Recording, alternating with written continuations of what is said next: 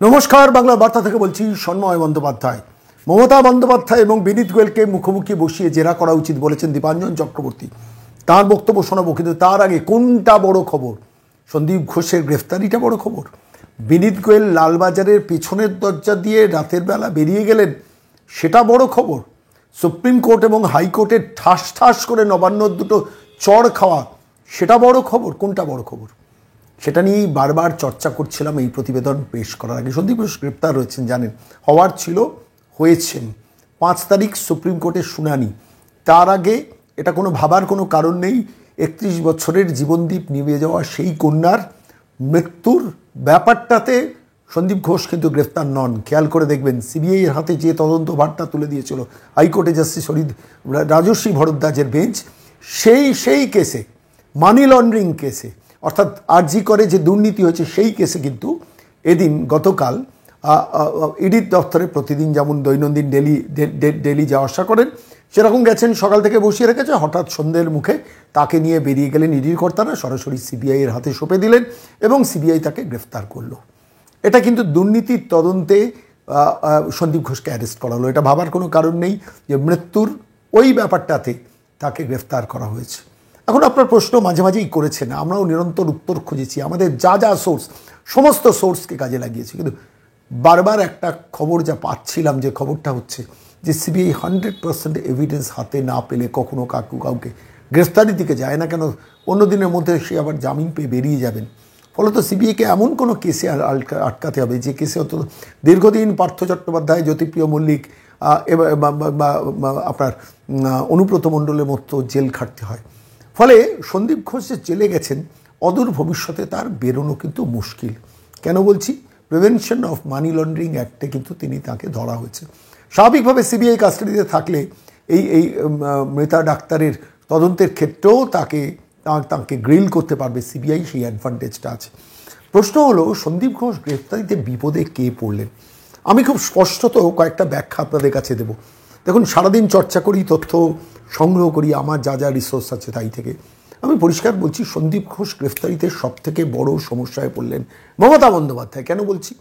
আপনারা একটু খেয়াল করে দেখুন, যে সন্দীপ ঘোষকে সিবিআই যে গ্রেফতারটা করলো মানি লন্ডারিং কেসে, অর্থাৎ আরজি করে দুর্নীতিতে গ্রেফতারি করলো, এবং শুধু তাই নয়, আরও একটা খবর আছে যে খবরটা দেওয়া দরকার, একসঙ্গে আরও 3 জন কন্ট্রাক্টরকে গ্রেফতার করা হলো, যাদের নাম বিপ্লব সিনহা, সুমন হাজরা, আক্তার আলী খান। এই 3 জন কন্ট্রাক্টরকে গ্রেফতার করা হলো এবং সন্দীপ ঘোষকে গ্রেফতারি করে রাত্রিবেলা সম্ভবত তাকে মেডিকেল টেস্টে নিয়ে যাওয়া হলো। আমি বহুদিন ধরে বলছিলাম, দেখুন, স্বাস্থ্য ভবনে কিন্তু আসল মধুচক্র আছে। মধুচক্র বলতে অন্য কোনো মধুচক্র না, আর্থিক মধুচক্র। এই স্বাস্থ্য ভবনের মধ্যেই সমস্ত করাপশনটা লুকিয়ে আছে। কোভিডকালে আপনারা জানেন যে সেখানে করাপশন নিয়ে প্রচুর অভিযোগ উঠেছিল। 1 ম্যান কমিশন দিয়ে মমতা বন্দ্যোপাধ্যায় সেটাকে ধামাচাপা দিয়েছিলেন। আলাপন বন্দ্যোপাধ্যায়কে কমিশনের প্রধান করে সেই রিপোর্ট আর দিনের আলোতে কেউ আমরা দেখতে পাইনি। এক। দ্বিতীয়ত, এবারে সিট গঠন, যেদিন সিট গঠন করা হয়েছিল আপনাদের মনে আছে, আইপিএস প্রণব বর্ধন, আইপিএস ওয়াকের রেজা, আইপিএস ভারতী সোমা দাস মিত্র এবং IPS Indira Mukhopadhyay DC central, এই 4 জনকে দিয়ে একটা টিম তৈরি করা হয়েছিল। কি না, তারা সিবিআই তদন্ত করবে। কিসের তদন্ত? আক্তার আলী, আপনারা জানেন, ডেপুটি সুপার, যিনি আজ থেকে 1 বছর আগে হন্যে হয়ে ঘুরেছিলেন, কখনো অ্যান্টি করাপশন ব্রাঞ্চ, কখনো ভিজিলেন্স কমিশন, কখনো স্বাস্থ্য ভবন, কখনো রাজ্যের মুখ্যমন্ত্রীর কাছে। সমস্ত তথ্য পাওয়ার পরও করাপশনের ডকুমেন্টস, পেপার্স, সমস্ত কিছু বস্তাবন্দি করে রেখে দিয়েছিল, ফাইল উল্টে রেখে দেওয়া হয়েছিল। Sandip Ghosh is such a powerful person. ফলত 1 বছর আগে সেই দুর্নীতি তদন্তে এবার পাকে পড়ে মমতা বন্দ্যোপাধ্যায় সিট গঠন করেছিলেন। আমরা সেদিনকে প্রশ্ন করেছিলাম, আচ্ছা, আর্থিক দুর্নীতির কেসে কেন অর্থ দফতরের কোনো লোক নেই? কোনো পশ্চিমবঙ্গ সরকারের সম্ভবত টোরি মেনশনে একটা অডিট স্পেশাল ডিপার্টমেন্ট আছে, তাদের কাজ হচ্ছে স্পেশাল এইসব ইনভেস্টিগেশনগুলো করা। তাতে তো অনেক আগে যখন তথ্য পেয়েছেন তখনই তো করতে পারতেন। তখন যদি করতেন, এই গত 1 বছরে যে টাকা চুরি গেল কেন্দ্রীয় সরকারের বিভিন্ন প্রকল্পে, টাকা আটকাতে পারতেন। আটকাননি কেন মমতা বন্দ্যোপাধ্যায়? কী ছিল ফাইন্যান্সিয়াল ইন্টারেস্ট? সেই জন্যই দীপাঞ্জন চক্রবর্তী বলেছেন যে মমতা বন্দ্যোপাধ্যায়কে এবং সন্দীপ ঘোষকেও সামনাসামনি জেরা করানো দরকার। মমতা বন্দ্যোপাধ্যায়কে বিনীত গোয়েলকে জেরা করানো দরকার। তার কারণ বিনীত গোয়েলকে জেরা করা দরকার এই কারণে যে বিনীত গোয়েল এবং মমতা বন্দ্যোপাধ্যায় দুজনে মিলে প্ল্যান করে এন্টার তথ্য লোপাট করা, তথ্য চাপার চেষ্টা করেছিলেন। প্রশ্ন হচ্ছে, মমতা বন্দ্যোপাধ্যায় 1 বছর আগে আক্তার আলীর ওই অভিযোগের ভিত্তিতে সেদিনকে যদি অডিট স্পেশাল ডিপার্টমেন্টকে দিয়ে তদন্তটা করাতেন, এই 1 বছরে যে চুরিটা হলো সেই চুরিটা কিন্তু হতো না, চুরি বন্ধ হতে পারত, কিন্তু করেননি। তার কারণ নিশ্চিতভাবে ফাইন্যান্সিয়াল ইন্টারেস্ট আছে। সেই ফাইন্যান্সিয়াল ইন্টারেস্টের ভাগটা কোথায় যেত? ক্যামাক স্ট্রিটে, কালীঘাটে কোথায় যেত? এবার তো মমতা বন্দ্যোপাধ্যায়কে উত্তরটা দিতে হবে। প্রশ্নটা হচ্ছে, যে প্রশ্নটা আপনারা করছেন, সন্দীপ ঘোষ তো শুভেন্দু শেখর রায় বলেছেন মিডল স্ট্যাম্পটা উপরে গেছে, তৃণমূলের মধ্যেই এখন আলোচনা শুরু হয়ে গেছে। মিডল স্ট্যাম্প বলতে মিডল ম্যান, বুঝতেই পারছেন মিডলম্যানটা, তার মানে মিডল স্ট্যাম্প একটা ছবি দিয়েছেন, ছবি দিয়ে দেখছেন মিডল স্ট্যাম্পের উইকেটটা পড়ে গেছে।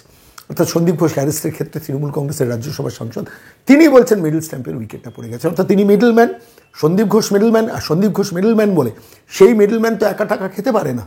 ওপর থেকে যে লোকটাকে 3 বার ট্রান্সফার হওয়ার পরও আর্জি করে বসিয়ে রাখা হয়, এবং যে লোকটাকে সারা বাংলা যখন তার রেজিগনেশন চাইছে, তিনি যখন রিজাইন করছেন, সরকারি চাকরি থেকে রিজাইন করছেন, রাজ্যের মুখ্যমন্ত্রী 31 বছরের মৃতাকন্যার বাড়িতে গিয়ে তারপর বেরিয়ে এসে বলছেন ওকে আমরা পোস্টিং দেবো অন্য কোনো জায়গায়, 5 ঘন্টার মধ্যে প্রাইস পোস্টিং পেয়ে চিত্তরঞ্জন ন্যাশনাল মেডিকেল কলেজে, তিনি আবার প্রিন্সিপাল হয়ে গেলেন। কলকাতা হাইকোর্ট নির্দেশ দিলেন প্রধান বিচারপতির বেঞ্চে 15 দিনের ছুটিতে পাঠানো, ওখানে কাজ করতে দেওয়া যাবে না। তার কিছুক্ষণের মধ্যে আমরা দেখলাম রাজ্য সরকার সন্দীপ ঘোষকে অফিসার অন স্পেশাল ডিউটি করে পাঠালেন স্বাস্থ্য ভবনে। তার মানে মমতা বন্দ্যোপাধ্যায়ের পার্সোনাল ইন্টারেস্ট জড়িত আছে, এটাই তো প্রমাণিত হয়। তথ্য বলছে, আমি বলছি না। যে একজন যে মানুষের বিরুদ্ধে এত অভিযোগ, এত কারাপশনের অভিযোগ, যার বিরুদ্ধে আপনি সিট গঠন করছেন, তাকে আপনি ওএসডি করছেন কি করে? তার মানে ফাইন্যান্সিয়াল ইন্টারেস্ট আছে, কিছু না কিছু ইন্টারেস্ট আছে। এই প্রশ্নগুলো নিয়ে চর্চা হয়নি, চর্চা করিনি আমরা এতদিন, কেন করিনি চর্চা?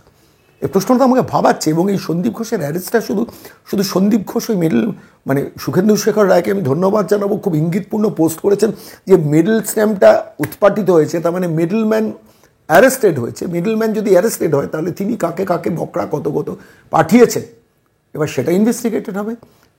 কলকাতা পশ্চিমবঙ্গে উত্তরবঙ্গ লবির 10-12 জন ডাক্তার লবি ইনভলভড হয়ে যাবেন, এবং অবশ্যই সন্দীপ ঘোষকে প্রাইজ পোস্টিং দেওয়ার ব্যাপারে এ রাজ্যের মুখ্যমন্ত্রী মমতা বন্দ্যোপাধ্যায় ইনভলভ। তাহলে তার ভূমিকাটা জেরার মধ্যে কিন্তু এবার আসবে, আসার জায়গা তৈরি হয়ে গেল। আমি জানি না শেষ পর্যন্ত সিবিআই ইডি কতটা এগোবে, স্বাস্থ্য ভবনে ঢুকবে, স্বাস্থ্য ভবনে আরও বৃহত্তর স্ক্যাম। আমি কিছু খবর পেয়েছি যেটা নিয়ে চর্চা করছি না, তার কারণ হাতে ডকুমেন্ট এভিডেন্স ছাড়া আমি চর্চা করব না, কিন্তু নির্দিষ্ট বেশ কিছু তথ্য পেয়েছি স্বাস্থ্য ভবনে। যদি সেটা ঘটতে পারে তাহলে কিন্তু কালীঘাট পর্যন্ত সিবিআইকে যেতেই হবে। বিশ্বাস করুন, আমি কোনো ফলস প্রচার আপনাদের কাছে করছি না। আমি যা খবরগুলো সংগ্রহ করছি, সেই খবরে যদি সামান্য সততা থাকে, অনেস্টি থাকে, এমন কিছু ঘটছে যে ইডি হয়তো আবার ঢুকে পড়বে, ইডি আবার অন্য কোনো কেসে হয়তো ঢুকে পড়তে পারে, সবই সম্ভব, সব সেই পরিস্থিতি তৈরি। আমি আজকের এই প্রতিবেদনে ডেডিকেট করব সেই মানুষটি, তাঁরই দিন সুপার, কোন সুপার, প্রাক্তন ডেপুটি সুপার যিনি ছিলেন আক্তার আলী, যিনি না কলকাতা হাইকোর্টে গিয়ে তরুণজ্যোতি তেওয়ারিকে দিয়ে মামলাটা করালে, এবং তরুণজ্যোতি তেওয়ারির করা ওই মামলায় শেষ পর্যন্ত জাস্টিস রাজর্ষি ভরদ্বাজ সেদিন যদি সিবিআই তদন্ত না দিতেন, তাহলে আমরা কেউ আজকে এই সন্দীপ ঘোষের গ্রেফতারিটা দেখতে পারতাম। কীভাবে মমতা বন্দ্যোপাধ্যায় তথ্য লোকান, কীভাবে মমতা বন্দ্যোপাধ্যায় অপরাধীদের বাঁচান।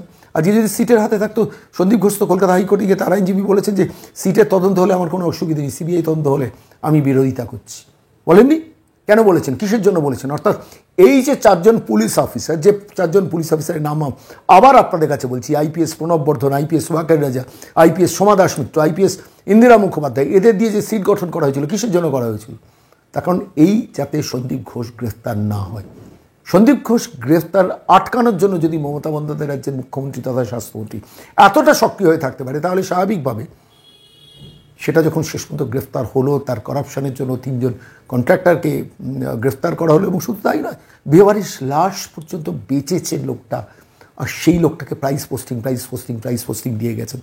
আমি আজকে আরও একটা খুব অনেকগুলো গুরুত্বপূর্ণ ঘটনা, কোন খবরটা বড় বলবো, অভিক দে ডাক্তার, আপনারা জানেন বোধহয় বর্ধমান মেডিকেল কলেজে, তাকে সাসপেন্ড করলো তৃণমূল কংগ্রেস। কেন জানেন? কিসের জন্য? তো তিনি অযাচিতভাবে সেদিনকে আরজিকর মেডিকেল কলেজ হসপিটালে দিয়েছিলেন।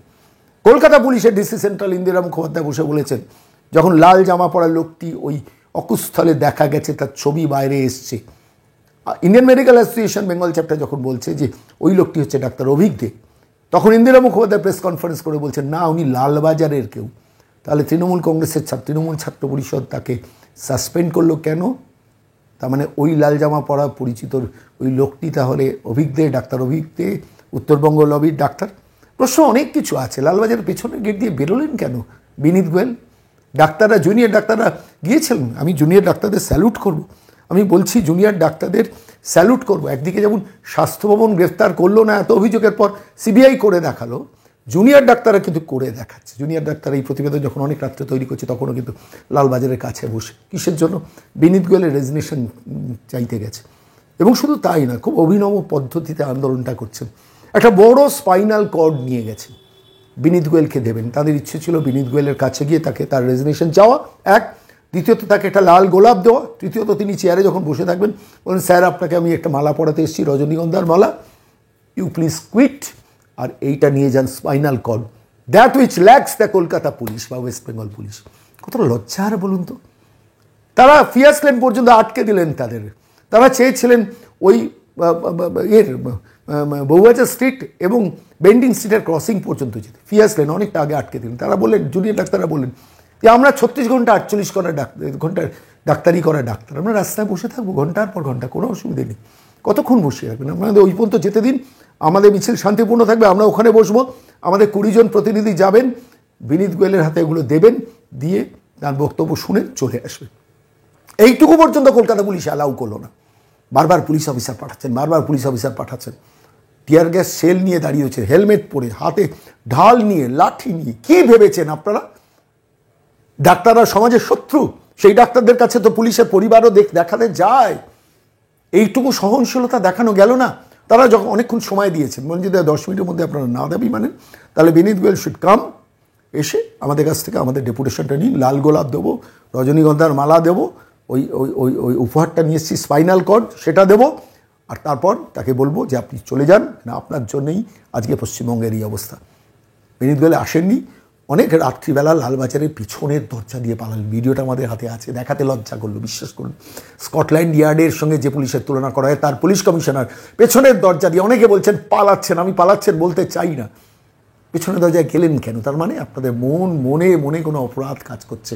ওই 14 তারিখ রাত জাগার রাতটাকে কলঙ্কিত করার চেষ্টা করেছিলেন, পুলিশকে কম্বলের তলায় লুকিয়ে, নার্সদের বাথরুমে পুলিশকে লুকোনোর ইশারা দিয়ে, তারপরে গিয়ে বলেছিলেন আমঙ্গড়ি। আজকে দেখালো যে শান্তিপূর্ণভাবে অ্যাংরি শব্দটা কি হয়। জুনিয়র ডাক্তাররা হ্যাটস অফ, কুর্নিশ জানাচ্ছি জুনিয়র ডাক্তারদের, শান্তিপূর্ণভাবে গান গাইলেন, অরিজিৎ সিংয়ের গান গাওয়া হলো, অনুভব মাইতির গান হলো, জুনিয়র ডাক্তাররা তালি দিয়ে বিনীত গোয়েলের পদত্যাগ চাইলো। যে বিনীত গোয়েলকে মমতা বন্দ্যোপাধ্যায় পদত্যাগ করতে পারছেন না, কেন পাচ্ছেন না? লজিক খুব সিম্পল, আমি আপনাদের কাছে বলি। অনেকে বলছেন যে বিনীত গোয়েলের কিসে আসক্তি, আমি সেটা বাংলার মনে ব্যাখ্যা করেছি। আমি বলছি আরেকটা কথা আপনাদের বলছি, বিনীত গোয়েলকে যদি রিজাইন করাতে হয়, এরপরেই কিন্তু দাবিটা জেকে বসবে, নবান্নের ওই মহিলাকে নামতে হবে। ভয় পাচ্ছেন মমতা, আর এই ভয়ের জায়গা থেকে সিবিআই ঢুকে পড়লো শেষ পর্যন্ত সন্দীপ ঘোষকে নিয়ে নিজাম প্যালেসে। এরপর যদি স্বাস্থ্যমন্ত্রীকে ডাকে নিজাম প্যালেসে, কি করবেন মমতা? সেই প্রশ্নের উত্তর আমরা পরবর্তী প্রতিবেদনে খুঁজবো। কিন্তু আপাতত চলুন, সুদূর মুম্বাই থেকে দীপাঞ্জন চক্রবর্তী পরিষ্কার বলেছেন যে এই মানুষগুলোকে, অর্থাৎ মমতা বন্দ্যোপাধ্যায়, বিনীত গোয়েল, তথ্য লোপাট করা, তথ্য গোপন করা, অপরাধী বাঁচানোর যে র্যাকেটটা তারা চালিয়েছেন, সেটার জন্য মুখোমুখি বসিয়ে জেরা করা দরকার সিবিআইয়ের। এবং অবশ্যই সন্দীপ ঘোষ থাকুন তাদের আওতায়, তাকেও জিজ্ঞাসাবাদের মধ্যে আনা উচিত। কি বলেছেন দীপাঞ্জন চক্রবর্তী, শুনুন। দেখুন সন্ময়দা, এটা দুর্নীতির মামলায় সিবিআই অ্যান্টি করাপশন ওকে অ্যারেস্ট করেছে, কিন্তু যেহেতু এজেন্সি একই, দুটো তদন্তই সাইমালটেনিয়াসলি চলছে, দুর্নীতি এবং আমাদের হতভাগ্য যে বোনটি রয়েছে তার ধর্ষণ এবং হত্যা। তো আমার মনে হয় এই সন্দীপের মতো যে মাফিয়ারা, যারা প্রশাসন, শাসক দল এবং বিভিন্ন লবির সর্বোচ্চ মাথার আশীর্বাদে এত বড় মাফিয়া হয়েছে, তাদের মনোবল ভাঙার জন্য এই গ্রেফতারিটা অত্যন্ত জরুরি ছিল। কারণ এখনো যদি ওর মনে কোনো রকম ভ্রান্তি থেকে থাকে যে আমি প্রশাসনের, যেটা এতদিন ও ভোগ করে এসেছে, যে প্রশাসনের সর্বোচ্চ মাথা আমার উপর বরাভয় রয়েছে, সেই ভাবনাটা যদি ওর ভেঙে যায়, তাহলে কিন্তু সিবিআই এর পক্ষে অনেক সুবিধা হবে দুটো তদন্ত একসঙ্গে ক্র্যাক করার। এটা অত্যন্ত সদর্থক একটা পদক্ষেপ। কিন্তু একই সঙ্গে আমি সমস্ত বাংলার ডাক্তার শুধু নয়, পুরো নাগরিক সমাজকে রিকোয়েস্ট করব, বিনতি করব, যে আপনারা আবেগে ভাসবেন না, কারণ সন্দীপ ঘোষ একটা নিচ দাবার বোড়ে মাত্র। আসল যে রাজা রানী তারা এখনো বাকি রয়েছে। সেই জন্য আমাদের আন্দোলন আরো তীব্র করতে হবে, আরো ছড়িয়ে দিতে হবে। ওনার আনটা তো আসতে হবেই। যেটা পুরো বাংলা জুড়ে স্লোগান উঠেছে, আমি মনে প্রাণে সেই স্লোগানটাকে বিশ্বাস করি। তাতে দুটো স্লোগান হওয়া উচিত, দাবি এক, দফা এক, মুখ্যমন্ত্রীর পদত্যাগ। একই সঙ্গে আমি একই নিঃশ্বাসে বলবো, দাবি এক, দফা এক, পুলিশ কমিশনারের পদত্যাগ। এই দুজনকে যদি ইন্টারোগেট না করা যায়, প্রয়োজন পড়লে পলিগ্রাফ টেস্ট করতে হবে আদালতের অনুমতি নিয়ে, তাহলেই সবকিছু বেরোবে। সন্দীপ ঘোষের সেই ক্ষমতা নেই। যেরকম ভাবে আমরা দেখেছি, যেরকম ভাবে তদন্তকে বিভ্রান্ত করার চেষ্টা করা হয়েছে, কলকাতার বুকে বসে একটা উত্তাল আন্দোলনের আন্দাজ করেও সেই সাহসটা যে বরাভয় কোথা থেকে এসেছে? সম্পূর্ণ পুলিশ প্রশাসনকে নামিয়ে দেওয়া হয়েছে সন্দীপ প্রোটেক্ট করার জন্য। সেটা কোথা থেকে অর্ডার এসেছে? এই সমস্তগুলোকে তদন্তের আওতায় আনলে পুরোপুরি ব্যাপারটা বেরোবে। শুধুমাত্র তিলোত্তমার দুর্ভাগ্যজনক নির্মম হত্যা, ধর্ষণ, সেটাকে টার্গেট না করে যদি সামগ্রিকভাবে করি, তাহলে কিন্তু ভবিষ্যতে তিলোত্তমারা বেঁচে যাবে। আর না হলে কালকে আবার হবে, পরশু আবার হবে, এবং দেখছেন বাংলার বিভিন্ন জায়গা থেকে এই খবরগুলো আসছে। আমার শেষ প্রশ্ন আপনাকে, সেটা হচ্ছে, আপনি কি ডিমান্ড করছেন যে মমতা বন্দ্যোপাধ্যায় এবং সন্দীপ ঘোষকে মুখোমুখি বসিয়ে জেরা করা উচিত? শুধু মমতা বন্দ্যোপাধ্যায় বা সন্দীপ ঘোষ নয়, তিনজনকেই, পুলিশ কমিশনার কেও এর মধ্যে রাখতে হবে। এই তিনজনকে বসিয়ে দরকার পড়লে আদালতের অনুমতি নিয়ে সিবিআই ভেবে দেখতে পারে যে তার পলিগ্রাফ টেস্ট করিয়ে করা উচিত কিনা, এবং এই তিনজনকে বসে ক্রস এক্সামিনেশন করলেই বেরোবে যে যদি সন্দীপ ঘোষকে বাঁচানোর জন্য পুলিশ কমিশনার এগিয়ে আসেন, তাহলে পুলিশ কমিশনারকে বাঁচানোর জন্য কি অর্ডার করেছিলেন। এটা দিনের আলোর মতো পরিষ্কার, সিবিআই কে বার করতে হবে। আদালত কিন্তু এই একটা ব্যাপার, যেটা পারসেপশন, আদালত রায় দেয় প্রমাণ তথ্যের ভিত্তিতে, কিন্তু আদালতের একটা পারসেপশন তৈরি হয়েছে। আপনি দেখলেন একের পর এক, এই আপনি এক্ষুনি উদাহরণ দিলেন, সিট গঠন, হাইকোর্ট, সুপ্রিম কোর্ট থাপ্পড় মেরে বার করে দিয়েছেন রাজ্য প্রশাসনকে, রাজ্যের অ্যাপিলকে। সায়ন লাহিড়ীকে নিয়ে দেখলেন যে সায়ন লাহিড়ীর জামানত বাজেয়াপ্ত, জামিন করার জন্য, বাতিল করার জন্য রাজ্য প্রশাসন, কলকাতা পুলিশের আইনজীবী চলে গেছেন সুপ্রিম কোর্টে, এবং সেখানে গিয়ে কি বলেছিলেন, যখন মহামান্য জাস্টিস পারদিওয়ালা এবং মহামান্য জাস্টিস ভরত মিশ্র বলেছিলেন যে কেন জামিন বাতিল করতে হবে, কি দরকার, তখন সম্ভবত কলকাতা পুলিশের আইনজীবী, যেটা সংবাদপত্রে বেরিয়েছে, বলেছিলেন যে না, দেখতে হবে যে সায়নের পেছনে কারা রয়েছে। এই একই লজিকে, সেম লজিকে সিবিআই এর আদালতে যাওয়া উচিত, যে আমাদের দেখতে হবে সন্দীপ ঘোষের পেছনে কে আছে, সঞ্জয়ের পেছনে সন্দীপ রয়েছে, সন্দীপের পেছনে কে আছে, সেগুলো সব বার করতে হবে। সন্ময়দা, অনেক ধন্যবাদ। দীপাঞ্জন দা, অনেক ধন্যবাদ। ধন্যবাদ সন্ময়দা, জয় হিন্দ।